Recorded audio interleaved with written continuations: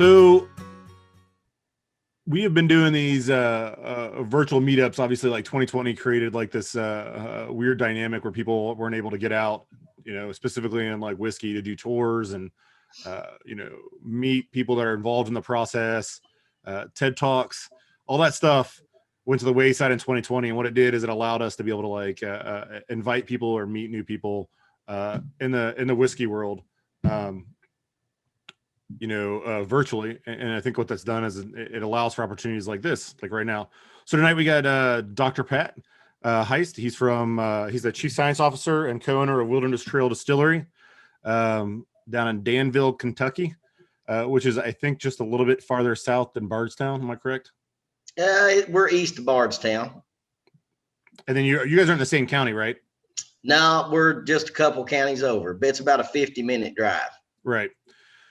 Well, tell us a little bit about yourself. Like, I know 28 years or 28 plus is a long time, but, tell us a little bit about yourself. Yeah.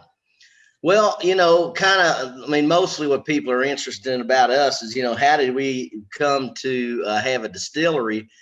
And my business partner and I, we actually met back in the 90s through a mutual friend of ours who was a drummer. I'm a lead singer, and my business partner, Shane Baker, he's a guitar player. So back in the 90s, when I was going to graduate school, I met him and we started a band together. And we played here around Danville, just kind of at field parties and different things. And I learned a little bit about him and his business background. He's actually a mechanical engineer. And also worked in venture capital, raising money and buying companies and restructuring companies and flipping companies. So he had not only the mechanical engineering background, but also some business acumen. I got a PhD in plant pathology. I used to work with agricultural extension at the University of Kentucky. I'm still an adjunct professor at the University of Kentucky. And so I got a graduate degree, bachelor's, master's, and a PhD, all at University of Kentucky. Went on to become a medical microbiology professor at the medical school in Pikeville, Kentucky.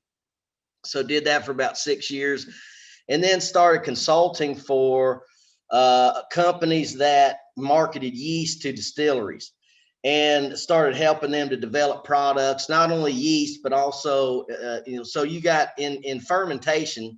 I mean, a lot of times we're really whiskey centric, but when you think about all the different opportunities for a fermentation company, you have fuel alcohol, you got beverage alcohol, and within beverage alcohol, you've got beer, wine, distilled spirits. And then under distilled spirits, you got Scotch, Irish whiskeys, Canadian blended whiskeys, bourbons, gin, rum, tequila. Nowadays, you've got hard seltzers that have come on into the picture. There's a lot of different things. And we also do a lot of business with companies that make non-alcoholic fermented beverages like kombucha and kefir and that kind of stuff. So my business partner and I, we started a company back in 2006 called Ferm Solutions. That's FERM as in fermentation.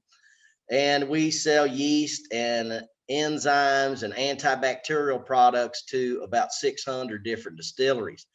So, once that company kind of took off, and we had significant amount of capital, and and also at the same time, we're sitting here. The thing about being a yeast provider, the yeast gets the blame for every problem that a distillery has. So if you're going to be successful at selling yeast to distilleries, you got to be ready to be that first responder and take that phone call of, hey man, this damn yeast isn't working.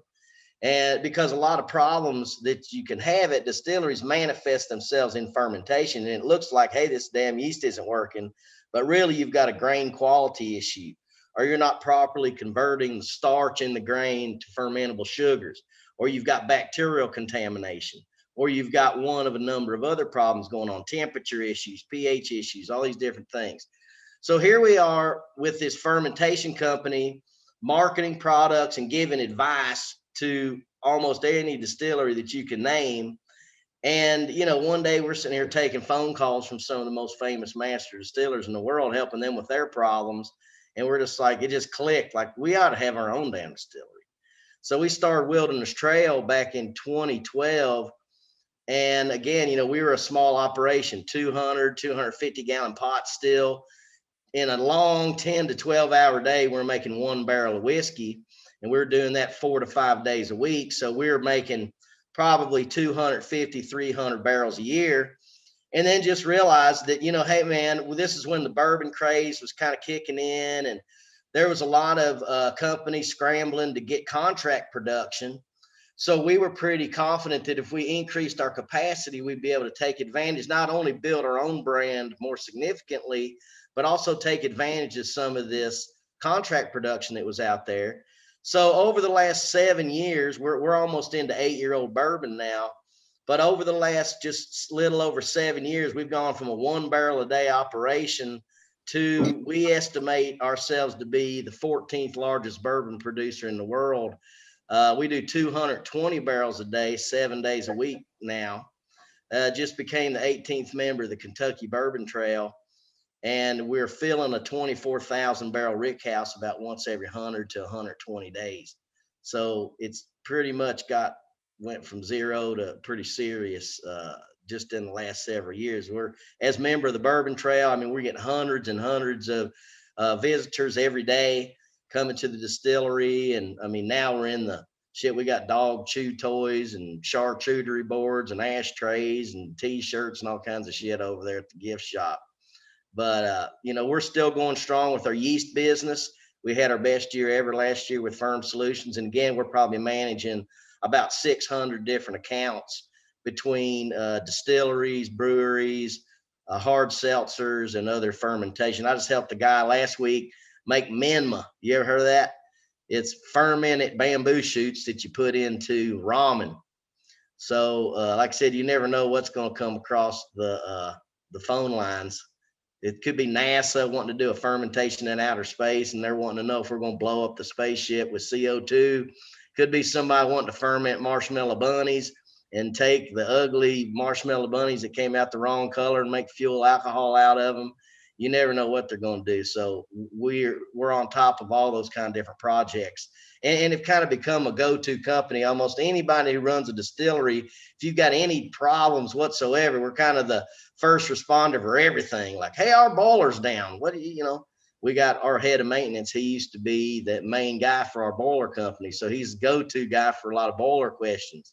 Same thing with other ancillary, like in our laboratory, we have Firm Solutions Laboratory right here on site at Wilderness Trail. So all the analytical equipment, the liquid chromatography, gas chromatography, PCR, classical microbiology that we've always done for our customers, we're doing all that for them and for Wilderness Trail Distillery. So it's almost like paralysis by analysis around here because we got too much data almost.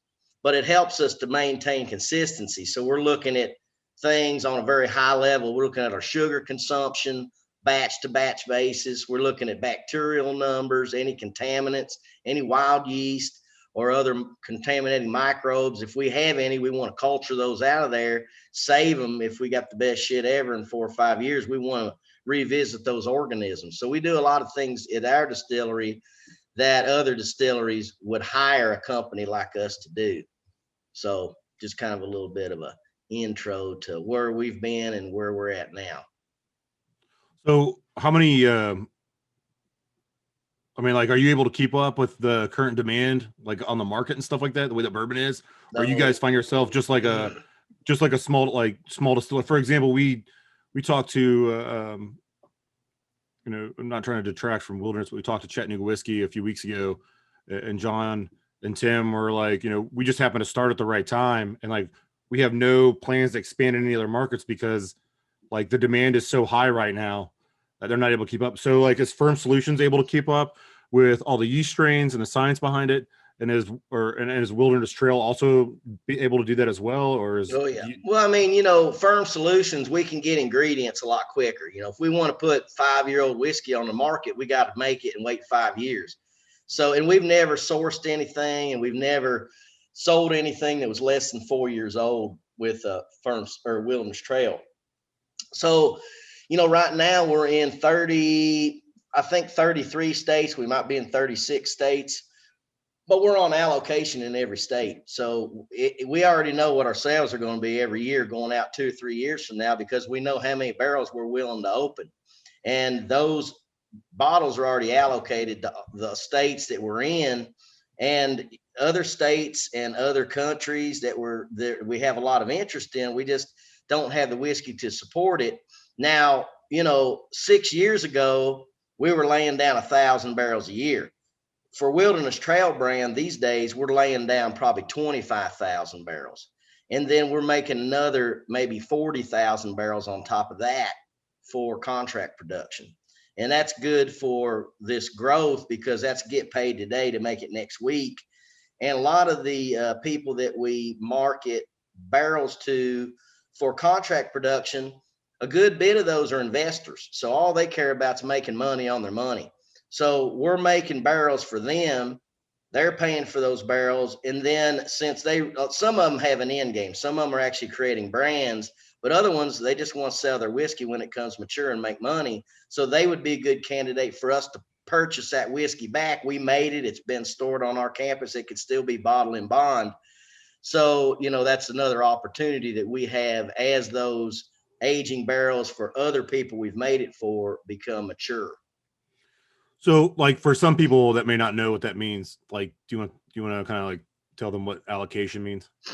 Well, allocation, that's basically where, so a state only gets so many bottles. That's allocation. Is you're not just saying, hey, however much you want to order, you can have, because like I said, we only made the equivalent of what would be like 50 to 60,000 cases 4+ years ago. So that's all we had to sell in a year.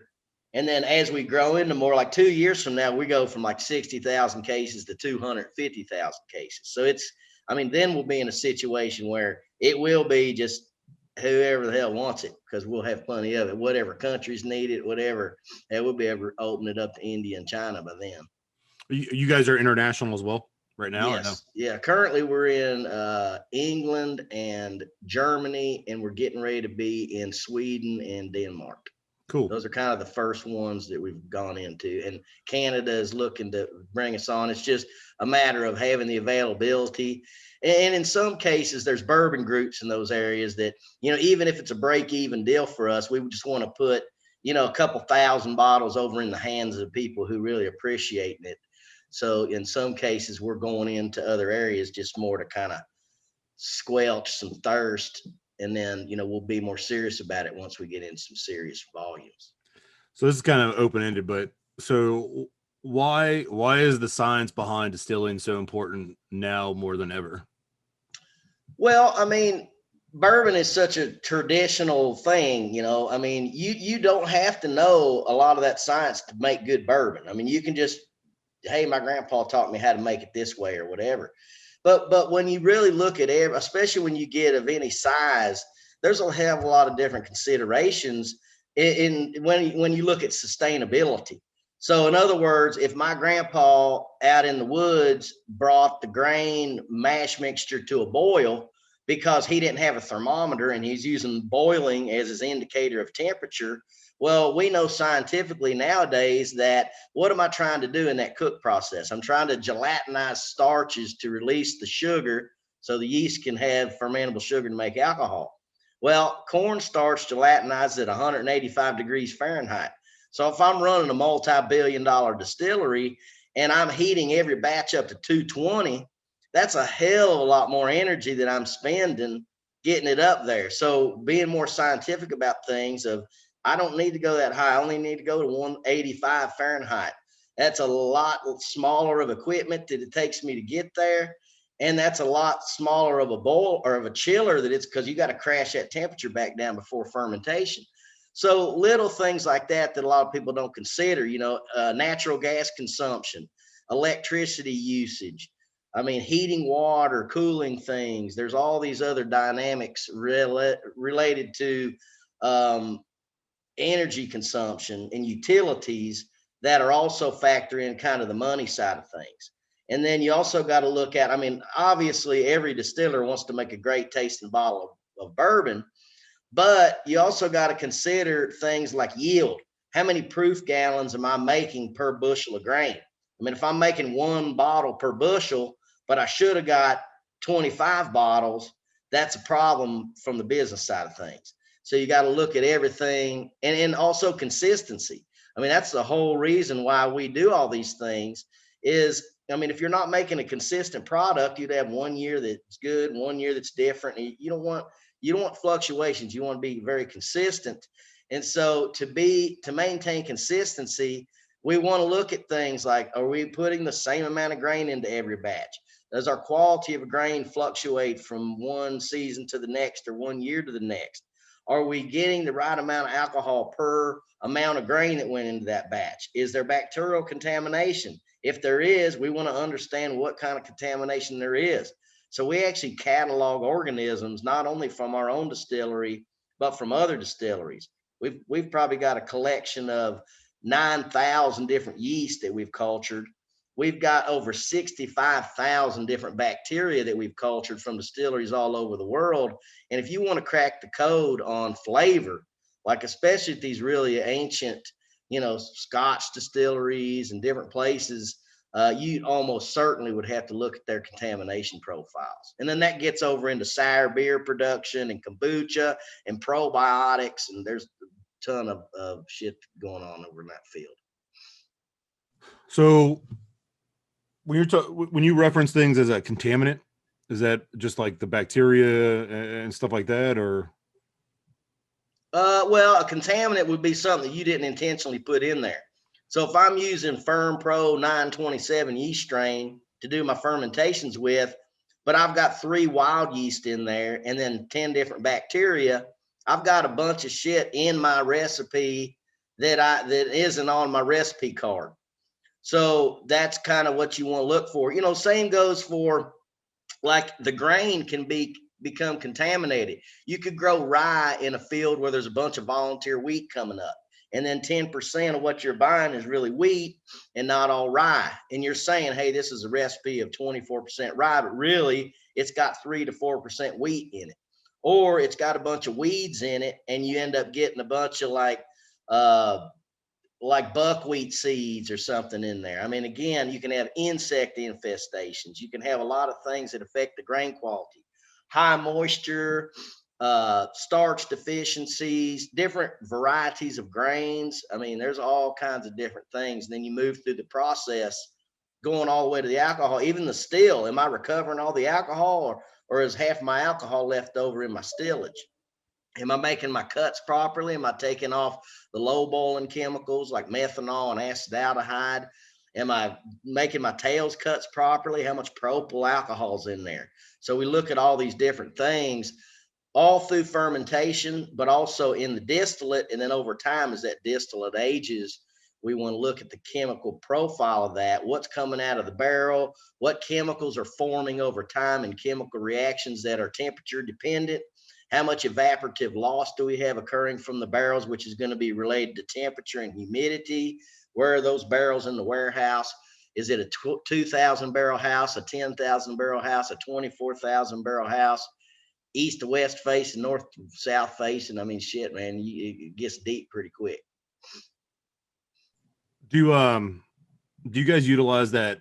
What's that called? A field to glass process, like like some places do. Like, you know what I mean? Like, are all your cereals and stuff grown locally? We get it. We're what's called a Kentucky Proud operation. So anything we can get locally, we get locally. So all of our corn and our wheat and our rye is grown locally. Malted barley, they don't really grow barley well here in Kentucky, so that's purchased from out of state. We just don't have an option here. We purchase limestone water from a local aquifer for gauging our alcohol. So yeah, we make a rum from sweet sorghum molasses, and that's purchased from a local farm. So yeah, we do as much as we can locally. Is your rum ran in the same stills that you run your other distillate in? We run it on our pot still, which we used to use to make bourbon, rum, and vodka on. And now we just make our bourbon and rye whiskeys on our column stills. Because I always heard that, like, if you're gonna run, like, some smaller distillers will run rum and whiskey, but the cleaning process in between is just such a pain because that stuff gets into every little nook and cranny. So, well, rum, actually, we found when we put fermented molasses, and again, in our case, it was fermented sweet sorghum molasses. When we put that in our still, I don't know if it's the pH or some other factor about it causes it to basically clean out our still. So if we wanted to, like, we'd save our rum runs for like whenever we were ready to clean the still, and it would automatically kind of polish it up for us. Probably pH related or something related to the acidity of it. you guys have a rum? I didn't even. I mean, We don't sell it outside of Kentucky, but we got a rum. It's called Harvest Rum that is made from fermented sweet sorghum molasses, and it is aged in used bourbon barrels. It's actually really good. And it's not even technically a rum because it's not made with sugar cane.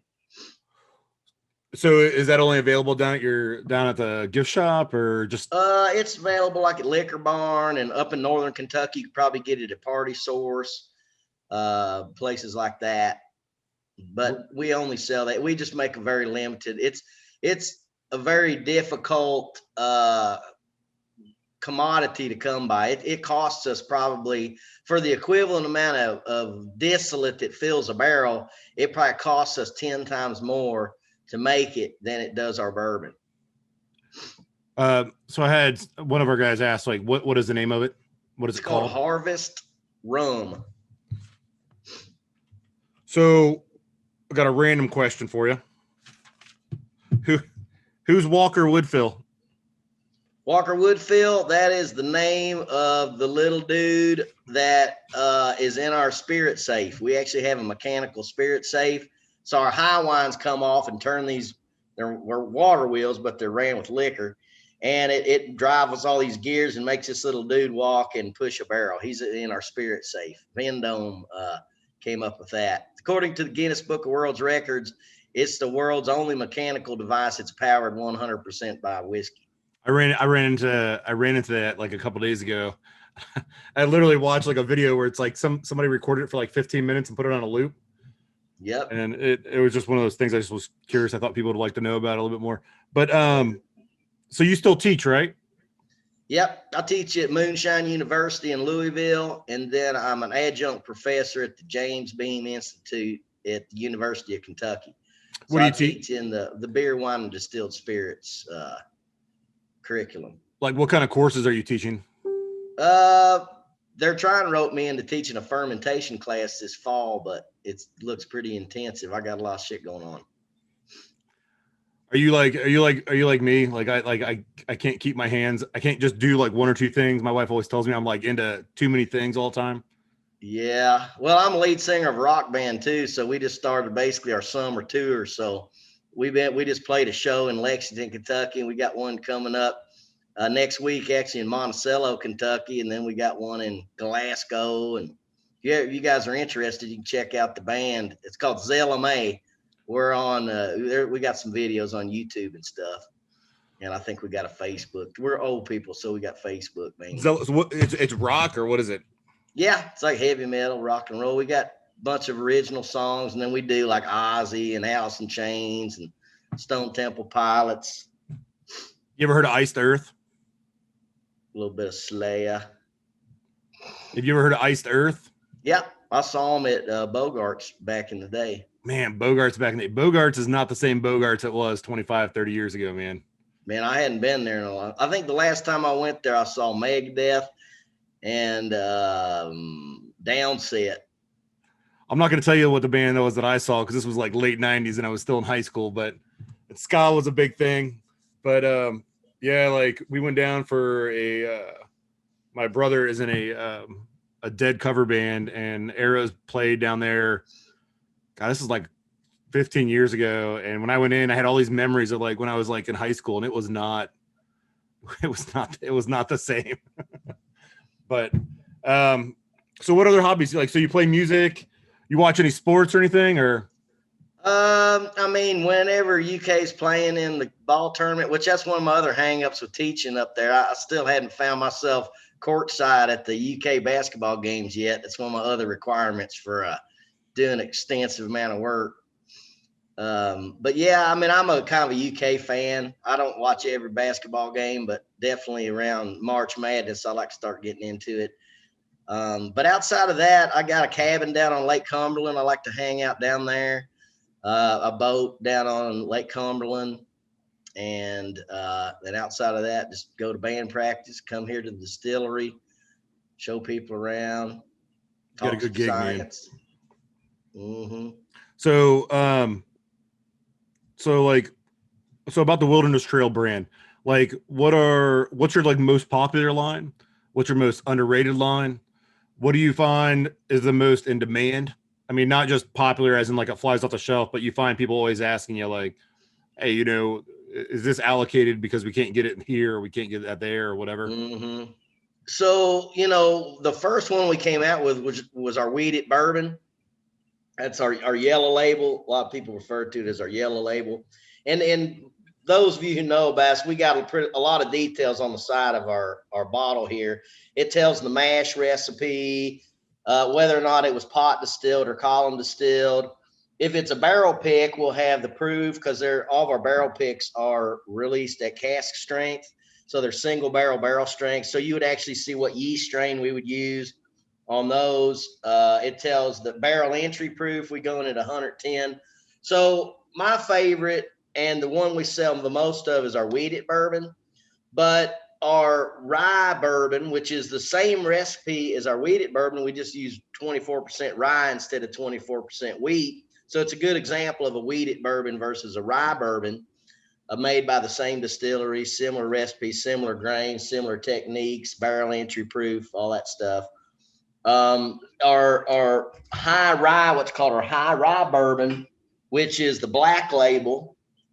Again, that's 64% corn, 24% rye, 12% malted barley. This one's a small batch, whereas our wheated bourbon is single barrel. So that's another difference about those are both bottle in bond, so they're both bottled at 100 proof. And then our rye whiskey, which this is actually a barrel pick, but we always bottle our rye whiskey single barrel strength. So this one here is 108 proof, so it likely went into the barrel at 105. And in the beginning, like when we would have made this particular bottle, we were going in at 100, 105, and 110. So you can kind of tell by the exit proof on these what they would have went into the barrel at. This one had 200 bottles that came out of that. This is actually an interesting barrel pick somebody did. They did a straight out of Danville. It's got the NWA guys on it, and then Yeah. it's got the Bernie Sanders up here with some mittens on and stuff. Oh yeah, from back during the inauguration. Yeah, I think that's an LFG pick there. Hey, so I mean, obviously, like sour mash is fairly common. Why do you I have a question for you too from somebody that's put it in chat too. But can you explain sweet mash? Like, what is that? Yep. Yeah, so we use the sweet mash process, and that is basically where when you mash, you're starting with fresh water and grains, and then you add yeast to it. Now we add a little bit of enzymes to ours. We market enzymes. We're a big believer in using enzymes. It helps us to control our fermentation time a little better, and it also helps with our yields. But sour mash, on the other hand, is where part of the water that you use in the mashing process is about 20 to 30% of the liquid left over from a previous distillation. So when you distill out the alcohol from the fermented distiller's beer, you're left with what's called stillage. Stillage is all the leftover water and all the rest of the grain that didn't get fermented. So there's a lot of fiber and protein and oil. It actually makes a really good cattle food. And so we give that away. We generate 100,000 gallons of that every day at Wilderness Trail. If anybody wants any, come get all you want. We'll give you 100,000 gallons a day for free. So that's the leftovers. Well, the liquid portion of that, so if you filter out the solids, you take the liquid portion of that, that's what you would return back to the front to mix with your mash if you're making what's called a sour mash. And it's called sour because the back set, the leftover from distillation is more acidic because it's undergone the process of fermentation. So there is, it's more acidic. So that's why they call it souring. It makes it more acidic. And what that does, it does several things. First of all, stillage is the biggest pain in the ass a distillery has to deal with. Again, we're dealing with, we got 100,000 gallons a day that we've got to get out of there. So we're managing however many truckloads of stillage out of here every day. Secondly, stillage, as it comes off the still, is very hot. So if you reincorporate it back into your process, you can recover some of that heat. Now, what we've done in our distillery, we actually put coils in our stillage tank, and we run our cool water through that to generate hot water for our cook process. So we're actually recovering that heat. And then lastly, another reason why they claim that sour mash is a good way to go is it acidifies the mash and makes you have less potential for microbial contamination if you have a reduced pH. So we're the company that people call whenever they have bacterial contamination issues. So we deal with that part of it just through really good cleaning and sanitation. Well, and if you've ever visited Wilderness Trail, you can tell as soon as you come in the door, we've got a very clean, sanitary operation. So is there a Austin asked about a silver label? Yep, that's our 6 year. I don't have a bottle of it sitting here, but that's our 6 year. So that would be either our wheated bourbon. Yeah, there's an example of it. Now on the side of the label, does it say rye or wheat? Let's see, what does it say? It looks like it says rye on there. Yep, so that one's our high rye. The only way you can tell our high rye or wheated bourbon 6 year is by looking on that side label and seeing whether it says wheat or rye on there. So not much of our wheated 6 year made it out of Kentucky, but I'm sure you guys got some up there in Ohio. But a lot of it is the rye. So that's only on the shelf. A lot of times there'll be wheat and rye on the same. If the store owner doesn't know that that's the difference. You guys got anything special planned? Any new products coming out? Well, I mean, in this business, you can take one product and make. I mean, look how many products Jim Beam's got with one mash bill. Look at Maker's Mark, how they've expanded their line with one mash bill. So, we've got older whiskeys coming out. So like I mentioned, we're almost into 8 year now. So that's exciting to be into. Now we're probably not, I don't know if we're going to come out with an 8 year or if our next age state, it's going to be a 10 year, but we've definitely got plans for 10 year, 12 year, 15 year, looking at the spreadsheet going out, over a decade. We've got plans to, and that's where we limit the number. I mean, we could sell everything at 4 year, but we'd never get to a 10 year if we did that. So we got to be very selective and just make sure we're not popping all those barrels. So are you allowed to say who you source to, or is that confidentiality? It's kind of confidential. We trying to, people that we make for, it's like, hey, it's one thing for us to make the whiskey for you, but if you start using Wilderness Trail to sell your brand, then you kind of get into licensing issues, So, I mean, we have famous singers and all kinds of people call all the time. Hey, how about we'll start a brand together and we'll use our rock and roll name and put it together with your name. It's like, what are you going to pay us royalties? Because that's basically what you'd be doing. We'd be bolstering your damn brand. Has Slayer called you? I've talked to lead singer Slayer at least once. It was actually at the hotel where they happened to be staying the last time I was stalking them on their last tour. But I had my daughter with me, and man, I tell you what, I can give a TED talk in front of 3,000 people, no problem. But whenever faced with getting ready to meet Slayer, man, that was like, holy shit. I think prepare for this. I think everybody's got that list of people, man, where like they're okay talking to people until you get put in front of them, and then you kind of you clam up or whatever. So I know that I spent I ran into years ago Carrie Fisher, Princess Leia. Oh yeah. Back before all these new movies came out, she was at a convention down in Cincinnati, and like I had the opportunity to meet her, and I had all these stupid things I wanted to ask, and then I got up there, man, and it was just like I didn't know what to say. I got my two main points that I wanted to get across to the guy. Where first of all, I told him that each one of my children, which I have 3 kids, they've each got what's called their birth song. And so that was the Slayer song that I picked. It was the first piece of music to hit their ears whenever I put them in the car to take them home. So like my oldest daughter, she's got one, my son's got one, and my youngest who I had with me. And he's like, well, what's your birth song, little girl? She's like, Colt. And he was like, oh, damn, that's a deep cut. So he was like, holy shit. So he was impressed about that. Then I told him an idea that I had. I was like, hey, man, I'm looking to age bourbon in a used charred oak casket, and I'm going to label it as a casket strength. I said, is Slayer interested in being part of that? He said, man, that's fucked up. So if he thinks it's a messed up idea, then I'm going to go for it. Hey, so I'm gonna like we'll open the floor and just have some people ask some questions. But I have one question. I'll let Joe ask it himself. But Joe Head is with us tonight. He is the owner of Century Bar up here in Dayton, which is a highly rated top 10, bourbon bar in the United States. And being that we're an allocated state, that's why it makes it even like cooler that we have that here locally in Dayton. But Joe's got a question for you too. Yep. Is that the question there? Who distributes us in Ohio? Yeah. We're with Heidelberg. Oh, no shit. Right on. Yeah.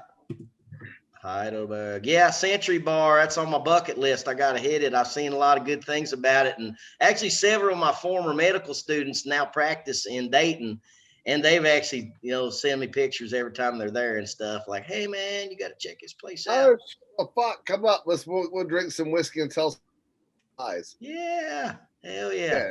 Yeah, for sure. We'll have fucking Troy and some of these fucking guys. But yeah, for sure. Let's all come up and just do something wrong. Yeah, that'd be great. Yeah, it is a great place. But anybody else got any? So the floor is open to anybody who, like, any questions for Dr. Pat, or don't be shy, man. I was talking us all up beforehand. Oh yeah. Any question? Anything you ever want to know about making bourbon? You can definitely cover that today. It's all we do all day, every day. Talk to people about making whiskey. Are your single barrels cask strength, or is that a possibility? All of our store picks or our barrel picks are single barrel barrel strength.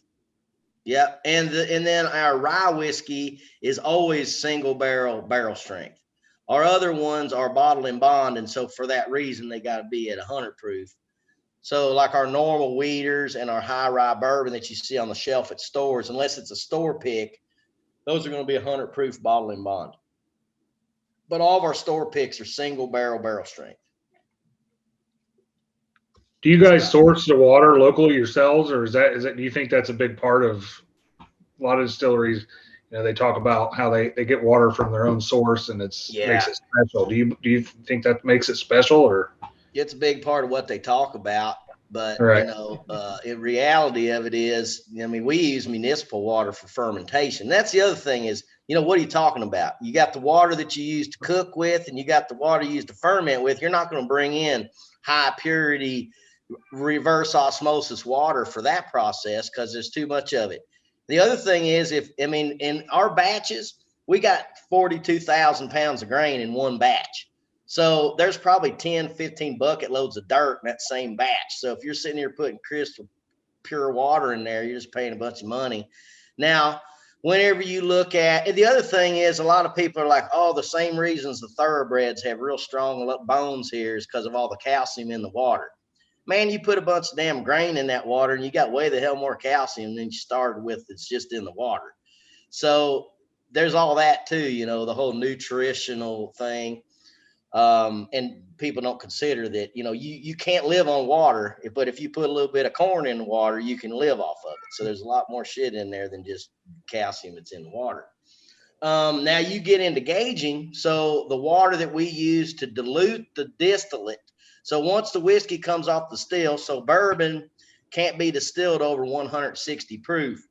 Our high wine, which is what we're going to put into the barrel, we're coming off the still at about 137, 138 proof. So then the next rule, bourbon can't be distilled over 160. It can't go into the barrel any higher than 125. So almost every distillery is coming off the still at a proof too high to legally go into the barrel as bourbon. So that dilution that we make to go into the barrel. So we're going from like 137, 138 proof down to 110 for our barrel. So we dilute it slightly. Now that water, we're going to purchase that. We actually buy it from a local aquifer called High Bridge Springs. It's a really delicious, it's limestone aquifer, but we buy it because it tastes very neutral and it's a very good water source, not really considering, oh, that's got great calcium content in there. And then once you bring it out of the barrel, if you're going to do something besides cask strength, you're going to make another dilution. So we're going into the barrel at 110, coming out on average 113 to 118. Well, if it's bottle in bond, it's got to be diluted to 100 proof. So in that case, we would still use that high purity water. We're not going to use municipal water like what we would use in our fermentations. Some distilleries here in Kentucky, they pull out of ponds, rivers, streams, wherever the hell you get water to fill your fermenters. And then the water you use to gauge with is going to be that high purity water. Yeah, I was just curious. A lot of people boast that, and I just wanted to hear from somebody that knew the science behind it. So thank you. Mm-hmm. We have I forget who it is, but here in Ohio, up north of Columbus, Austin may know, but there is a distillery that like gets Kentucky water shipped to them to distill for their whole process. But I forget what the name of it is, but they swear up and down, by that, while most of the other distilleries are, cleaning, I mean, not cleaning, but, distilling the water, not distilling too, but you know what I mean? Making sure the water is as pure as it can be themselves with it, like in-house. So, so what do you like? I got a random question. So when you're not drinking a Wilderness Trail product, what are you drinking? And then when you are drinking a WT product, what line are you drinking? Well, I mean, WT, I'm going to go interchangeably between the wheat and the rye bourbon. And then I'll less frequently drink the rye whiskey just because it's always at barrel strength. So, sometimes, I mean, I like the barrel strength expressions, but on a day-to-day basis, I tend to go for the 100 proof. When I'm drinking other whiskeys, I mean, I like a lot of the just classic ones. I like a lot of what Buffalo Trace puts out, Weller and Pappy and that kind of stuff. I like Heaven Hill brands. They got some good stuff. Maker's Mark, I'm a kind of a weeder. We've always my business partner as well. We model some of our products off the old Stitzel Weller weeders. His grandmother actually retired from Stitzel Weller Distillery. So we've got some good archive material from historical data where they used to produce the mash bills that they had and different things. So any of the weeded bourbons like Larceny, Weller, Maker's Mark is another good one. I mean, shit, I drink a little bit of everything. New Riff, I've got my share of New Riff bottles. I mean, hell, you name it. I'm like any other bourbon drinker. I'm not just one bourbon kind of a guy. Probably got 50, 60 bottles open at minimum. That's good then. What's the bottle yield per barrel on average for you? That comes from Joe. Well, it depends on so let's just say a barrel that gets barreled at 110, we're probably averaging about 250 fifths if we're bottling it at bottle in bond 100 proof. So that's a good metric for you. Like I said, this single barrel strength rye that I got right here, this one is, there was 200 bottles in there. And again, that's going to be, I would say that's probably a little low. Normally our barrel strength, you're going to get probably closer to 220, 230 bottles out of that barrel. So from Kyle, I mean, I'm sure you can see these. I'm just repeating them, but how and why did you land at 110 for the entry proof? Well, anything we do, we try to put some science to it. I mean, first of all, you got the law. You can't barrel it at more than 125. But like Maker's Mark, they barrel at 110. Mitchers, they barrel at 103. There's just if you look at the science of what are we trying to do here? I mean, we definitely want to obey the law, so we're going to be below 125, but there are certain chemicals that you're trying to extract from the wood. Some of those are more alcohol soluble, some of those are more water soluble. So you want to have the right balance of alcohol and water. Another thing is we knew that we weren't going to release anything till it was at least 4 years old, and that our first releases were going to be bottled in bond. So that's 100 proof. So we didn't want it to come out of the barrel at 138 and then us have to dilute it half the way to get it to 100. So that's another reason why we go in at that proof.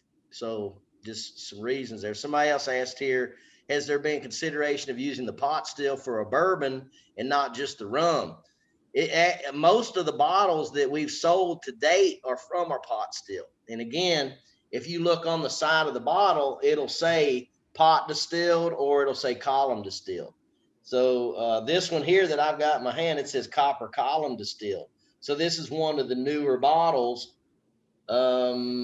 Whereas the small batch that I've got here, it says copper pot distilled on the side of it. So we're just now coming out of pot distilled and getting into column distilled. So initially we made all of our bourbon on our pot still, as well as our rum and our vodka. Going back to that entry point at 110, do you find you get different flavor profiles at certain higher proof at entry point or lower, or is that more dependent on the mash bill and the cooperage of the barrel and all that kind of stuff? Well, I mean, there's a lot of different factors, the type of whiskey that's made, the mash recipe, the proof you're coming off the still, the proof you're going into the barrel at. So we really haven't messed around too much with proofs higher than 110. So we really don't have a good point of comparison. Now, most other distilleries here in Kentucky go in at 125. So the highest proof allowable by law. And just the fact that they make great whiskeys, it's, we're just kind of doing things more based on what we believe the science to be. And whether or not that's the right thing, as a young distillery, we're still kind of figuring it out. And over time, accumulating data, we're very happy with what we're making so far. But, some other things that are different that we do that kind of lend more to a younger, mature whiskey within 4 to 5 years is we do extended seasoning or air drying on the wood that's used to make the barrels. So we don't make the barrels. We get them from an independent stave company, but we do wood that it was air dried for 18 to 24 months prior to construction of the barrel. Most Kentucky producers go into barrels that are 3 to 6 month air dried. So there's a lot of breakdown of the wood that occurs during that seasoning. There are large wood compounds being converted into smaller wood compounds that are more easily extractable. And then again, you get into the water soluble versus alcohol soluble fractions of those chemicals. And so really, it's hard for us to say what we're doing is better than if we did it at 125. We're just kind of just figuring it out little by little for ourselves. What char do you guys put? Do you use the same char in all your barrels? We do a number 4 char. Yep. So most Kentucky producers do 3 to 6 month air dried wood, number 3 char. We do 18 to 24 month air dried wood, number 4 char. But it makes a difference. Somebody's got here, what is the beginner explanation for head, heart, and tail, and how does that aspect affect taste? So when you look at all the different volatiles that come over in the distillation process, the grain obviously doesn't end up in the distillate because it doesn't volatilize and get recondensed into a liquid. So when you look at heads, hearts, and tails, the heads are like, if you're running a pot still, the first stuff that comes off, and this should make sense, is going to be the chemicals that have the lowest boiling point. That's why they came off first. You're hitting temperature, you're increasing the temperature throughout the course of distillation. So we go to 100, 120, 130, 140, 150. Things like methanol, acetaldehyde volatilize and condense, and that's some of the first stuff that comes off. That's considered the heads. The hearts is kind of like the best part of what you want, you know, the alcohol, ethyl alcohol, and other things. And then as the temperature of that pot increases, you start getting in, the last thing that comes off is the highest boiling point chemicals. So like propyl alcohol, for example. So the heads, the hearts, and the tails, again, you want a little bit of heads in there, you want a lot of hearts, and then you want a little bit of tails. So it's just kind of a matter of taste. You know, you can kind of taste, especially tails, whenever they go real south into the tails. A lot of times you're going to collect that still because it's got a lot of alcohol, but it's not going to go into your barrel. You're going to take that and recycle it the next batch to get the alcohol out of it, and then still make heads, hearts, and tails cuts. Now, on a column still, since we're condensing at two different locations, we got our column that our beer is flowing down the column. The alcohol vapor evaporates off, goes up out the top of that column, then gets condensed into a low wine. That low wine is what goes into your doubler, gets reboiled, and then that second distillation is what results in the high wines that are going to go into your barrel. So there's two points of condensing, our low wines and our high wines. So our heads are our low boiling point chemicals. Those are going to remain volatile because on our first condensing step for our low wines, we're condensing that at a high enough temperature such that our heads are still in a gaseous form. So those just get vented out in real time. I mean, when we're cooking in a pot still, that mash is in there for 6 hours. The mash is only in the column for maybe 90 seconds tops.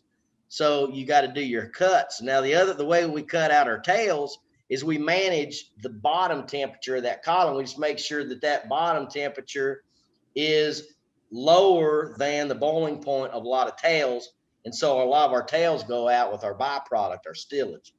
Then any tails that make it over into our doubler, the vapor temperature coming out of our doubler is probably 186 to 187 degrees Fahrenheit. And that's going to be a much lower than any tails, and they'll remain in the liquid that stays behind in our doubler. So that's how we manage heads, hearts, and tails on a pot still versus a column still. It's kind of automatic on a column.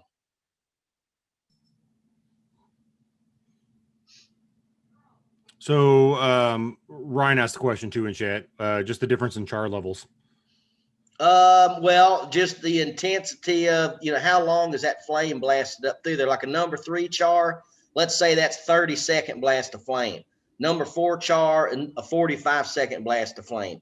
So it just burns out. The burn goes deeper, the higher the char level, which is very interesting because I was just over at Independent Stave not too long ago, and Andrew Webrink, he's like an expert over there. He's PhD and stuff. So anytime I got any sophisticated questions about barrels or what the wood's doing, he's the man to go to. And we tasted some stuff that was put in a 1 char versus a 4 char. And the number 1 char actually had a lot deeper color to it. So it's not that more char gives you deeper color.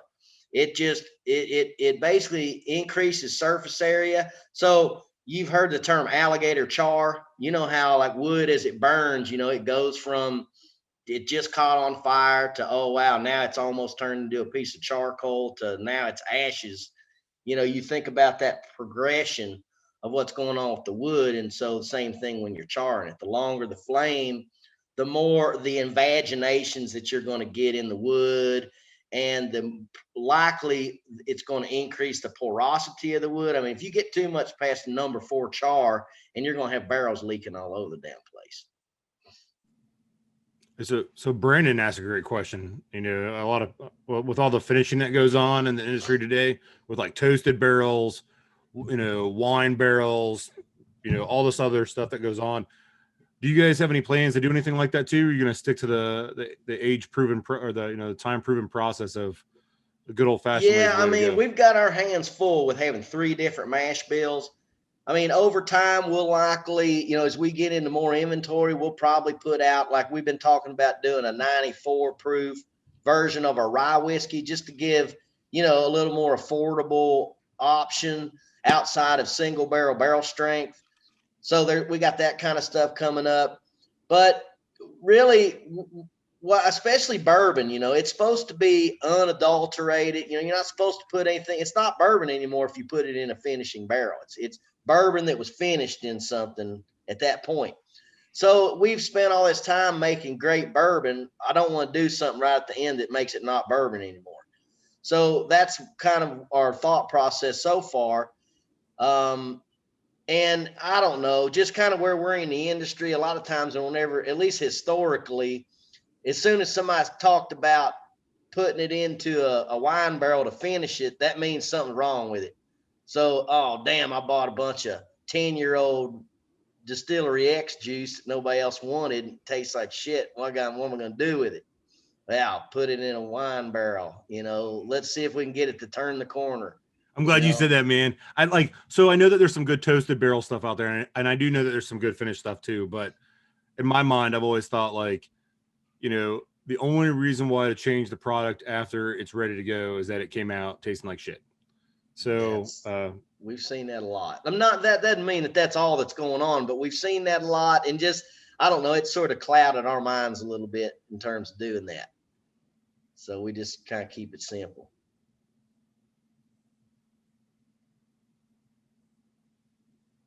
Anybody else? We got to get 3 more, man. Well, I got one. So this is unique to what Jack Daniels does on one of theirs, and it's not a finishing technique, but they'll on their Frank Sinatra bottle. So it's more of a science question. They'll route grooves along the vertically along those staves to, I guess, expose more surface area. What's the I don't know. Inside of the barrels.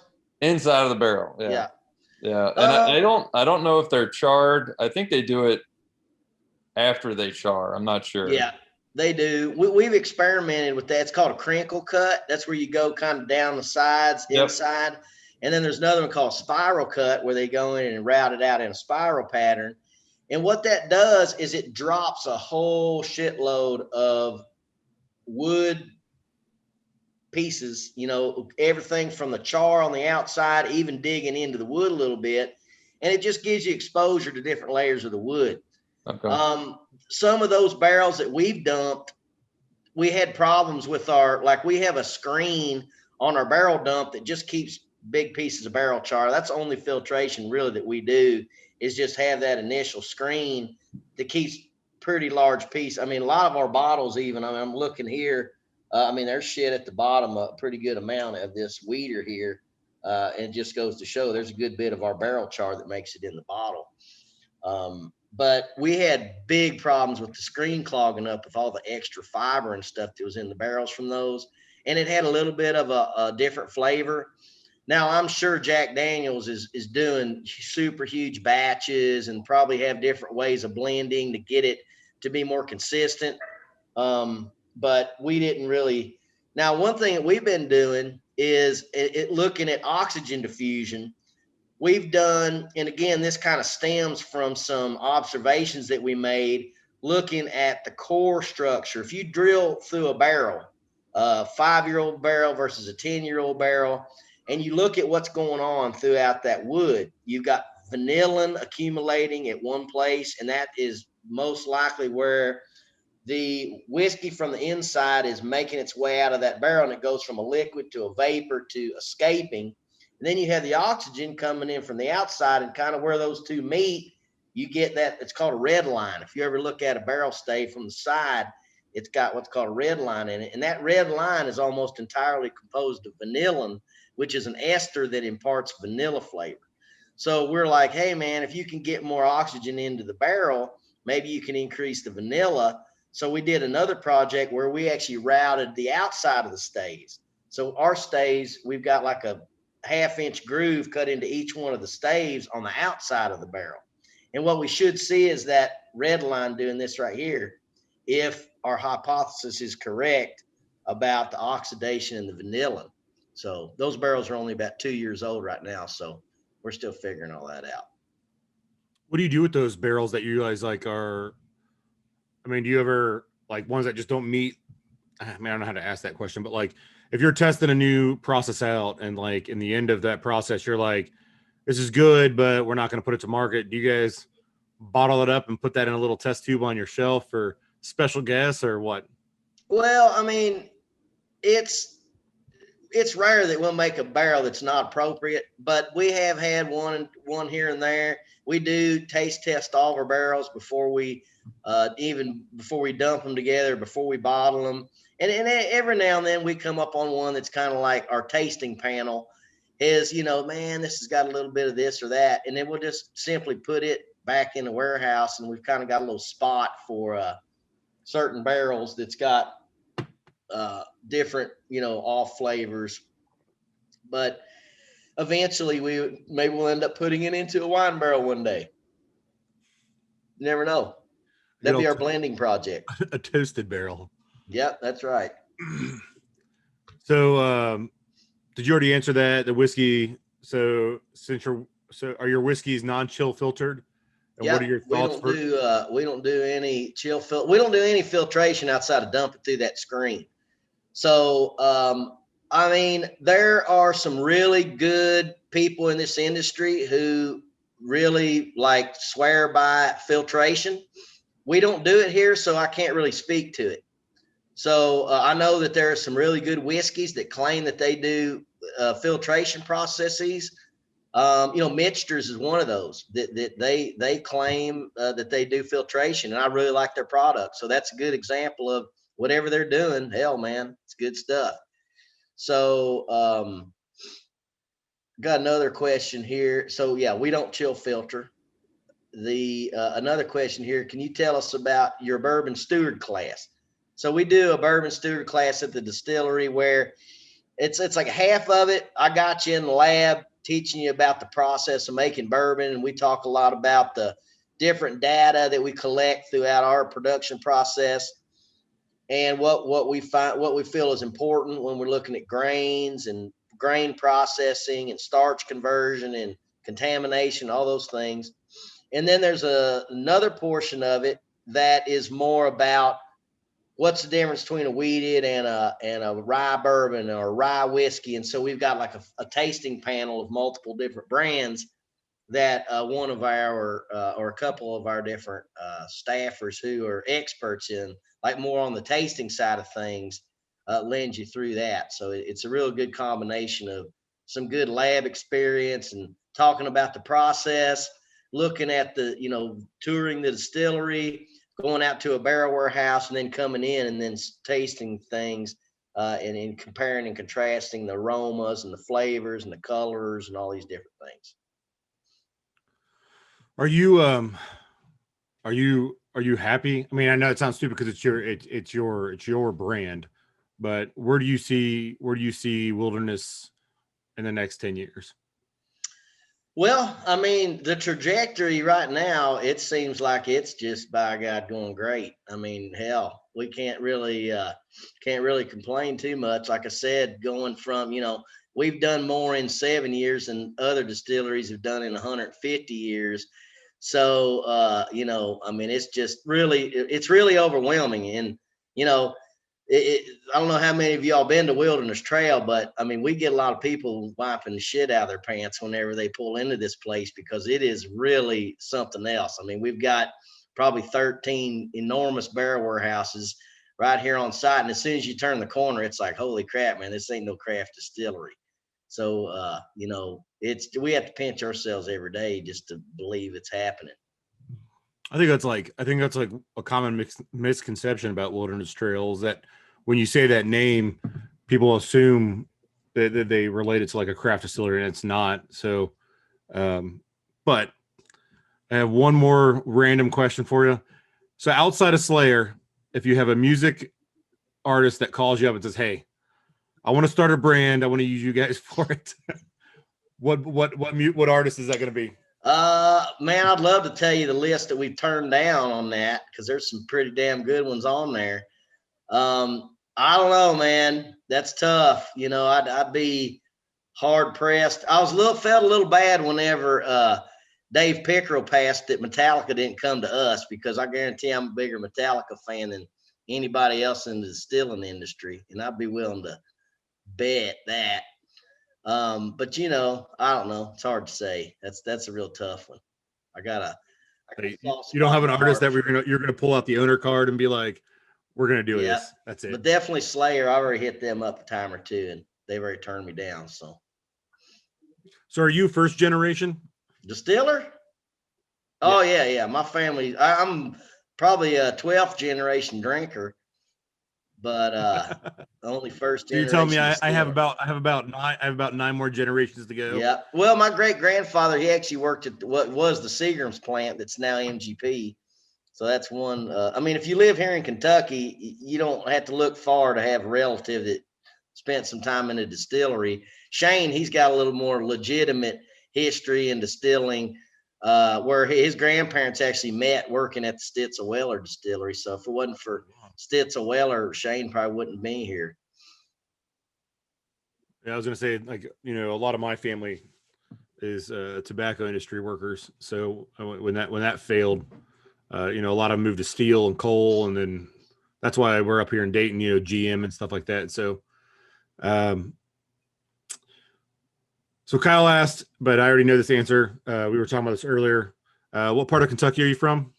Well, I was born in Covington, which is where my relatives are. Although, if any of you have ever been to Findlay Market there over in Cincinnati, my family's got a seafood and poultry place that's been there since the early 1900s. It's called Heist Seafood and Poultry. And then my grandfather used to live in a home that's on Main Street there in Covington, right down from the old Kentucky Bourbon Bar. It's called the Bean House now. It's like a little restaurant thing, but my great grandfather lived there. So we got some good history up in northern Kentucky.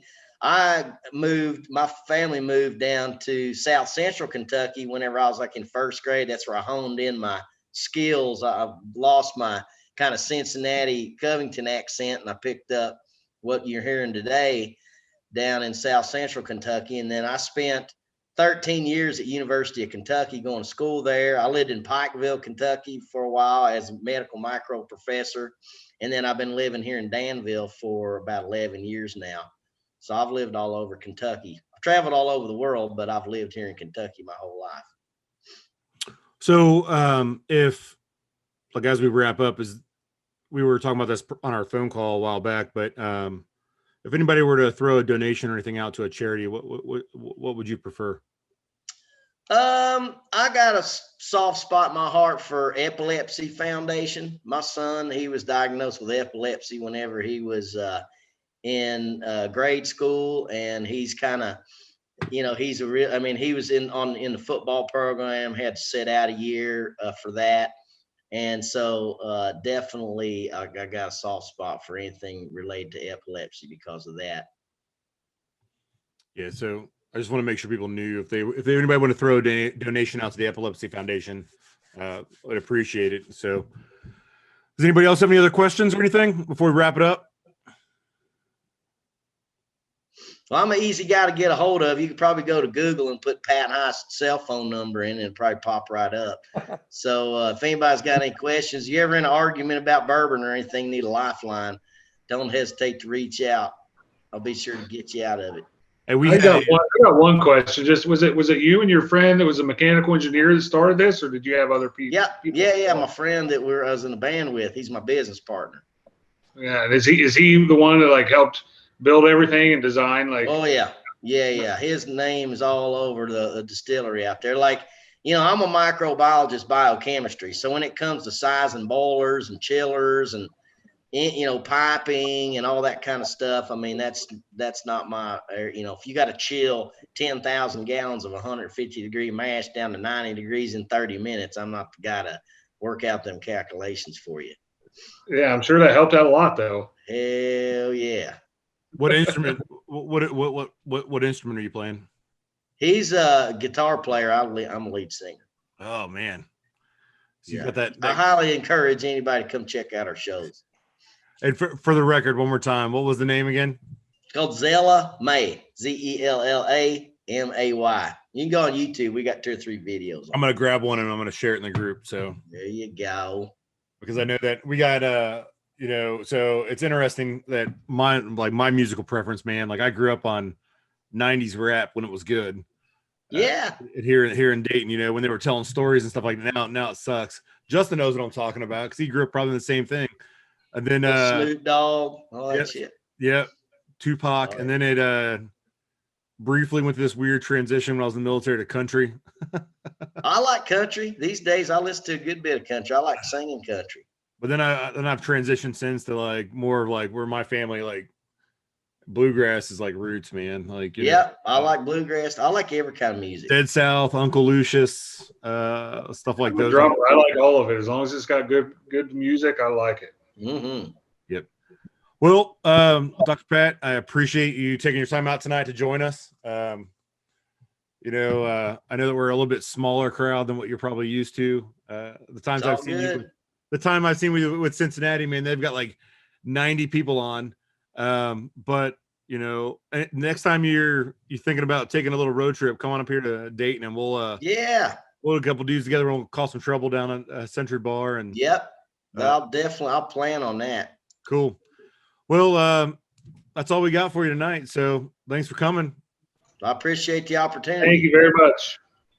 Yep. Thank you. Hey, be safe.